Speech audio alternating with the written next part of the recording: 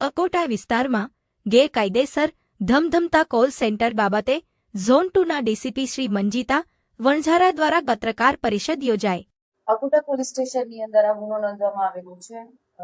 અમારી પોલીસની ખાનગી બાતમીના આધારે એક ફ્લેટ છે એની અંદર આવું કોલ સેન્ટર ચાલતું હતું એ બાબતે અમારી પાસે માહિતી હતી, જેમાં અત્યારે હાલ કરણ લોકવાણી, જોનાથન દાસ, પંકજ જેઠાણી અને અલી રસુલ સૈયદ કરીને 4 ઇસમોની ધરપકડ કરી છે. આ લોકો આ ફ્લેટમાં પોતાના લેપટોપ્સ અને બીજા ગેજેટ્સ રાખી અને કોલ સેન્ટરમાં કોલિંગ કરી અને અમેરિકામાં કોલ કરતા હતા અને આખી એક કોલ સેન્ટર દ્વારા લોકો સાથે છેતરપિંડીનું કામ કરતા હતા. એ બાબતે ધ્યાન આવતા અમે લોકો એક ગુનો નોંધી અને આગળની કાર્યવાહી ચાલુ કરી છે.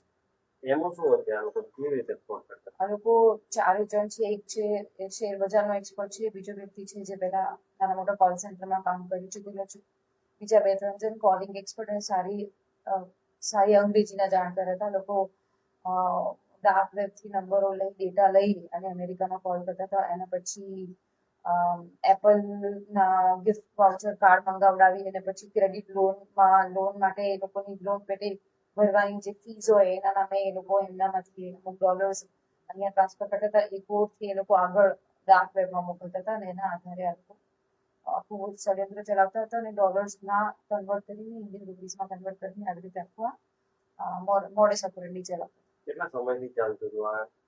અત્યારે હાલ તો પ્રાથમિક પૂછપરછમાં એ લોકો છેલ્લા 2 મહિનાથી ચલાવે છે એવી રીતના જાણ કરી હતી, પણ શરૂઆત કરી છે એ લોકોએ. હું પહેલાની કોઈ ડિટેલ્સ અત્યારે હાલ મળતી નથી.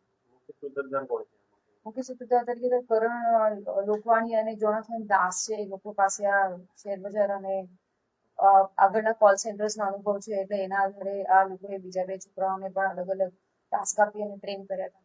ચાલે છે એમના ઘરમાં કે આ ફ્લેટમાં કોલ સેન્ટર ચલાવી એ આપણે તપાસ કરીએ છીએ કે આ ફ્લેટ ભાડે લીધો હતો, ભાડા કરાર પર હતો અને રાત્રે આ લોકો કોલિંગ કરતા હતા અને પછી એ લોકો અલગ અલગ ડેટા લઈ કોલિંગ ડેટા લેતા હતા, લોકોના ક્રેડિટ કાર્ડના ડેટા લેતા હતા, ટ્રાન્સફર કરતા હતા.